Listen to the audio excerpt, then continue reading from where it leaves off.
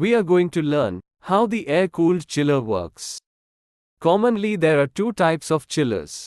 One is water-cooled chiller and another one is air-cooled chiller. Both do the same job. This means it lowers the temperature of the water coming from the AHU and then sends it back to the AHU. But there are some differences in the equipment of these two chillers. Both chillers consist of compressor, condenser, expansion valve, and evaporator. In water-cooled chiller, we use the water from the cooling tower to reduce the temperature of the refrigerant. But in air-cooled chiller, we reduce the temperature of refrigerant by using fan motor. That is the difference between the two. Now, let's see how air-cooled chiller works. Before that, we have already explained the working principle of water-cooled chiller in our channel. The link for that video is in the description. Those who need it, watch that video as well. As we have already said, there are 5 important equipment in air-cooled chiller. They are compressor, condenser, condenser fan motor, expansion valve, and evaporator. First, let's start from evaporator. An evaporator works like a heat exchanger. Shell and tube evaporator are generally used in chillers. Shell and tube evaporator means that the outside of the evaporator is like a shell, and inside it is coils. Inside the coil, the water from the AHU travels.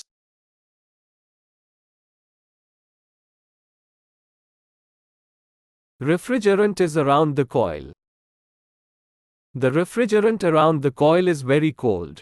Being well cooled, its cooling goes to the water inside the coil. At the same time, the heat in the water goes to the refrigerant. As the heat is exchanged between water and refrigerant, we call the evaporator a heat exchanger. The boiling point of refrigerant is very low. That means, refrigerant starts boiling at very low temperature. As the heat of the water is transferred to the refrigerant starts boiling and becomes vapor. After turning into vapor, it goes to the condenser through the compressor.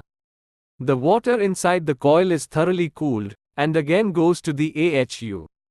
This is the process that takes place inside the evaporator. Now let's see what compressor does. After the refrigerant turns into a vapor inside the evaporator, the compressor sends all that vapor to the condenser. The compressor compresses the refrigerant well, while sending it to the condenser. Due to this, the temperature and pressure of the refrigerant will become very high. Now let's see what happens inside the condenser. Condenser has coils and fan motor. All those coils are in V shape, like this. Above that, there will be fan motors. Refrigerant that coming from the compressor next travels inside the condenser coil. While traveling inside the coil, the fan motors above the condenser coil continue to blow air through the coil. At this time, the air passing through the coil removes the heat of the refrigerant that traveling inside the coil.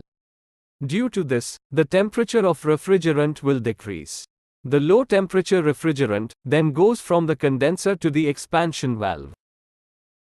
The heat of the refrigerant is reduced by the air in the condenser. That's why we call it air-cooled chiller. The process of expansion valve is simple one. We have already uploaded a video on our channel showing how the expansion valve works. Its link is in the description. We have said that refrigerant comes at high temperature and high pressure when it comes from the compressor. The temperature of the refrigerant will decrease inside the condenser. So now, when it enters the expansion valve, the refrigerant comes in at high pressure and low temperature. The expansion valve expands refrigerant by spraying it. This will reduce the pressure of refrigerant. That is, the refrigerant that comes inside the expansion valve at high pressure is sprayed when it is sent out. Due to this, the pressure and temperature of the refrigerant will decrease. At low pressure and temperature, the refrigerant then enters the evaporator. The process starts again in the evaporator. It continues like a cycle. This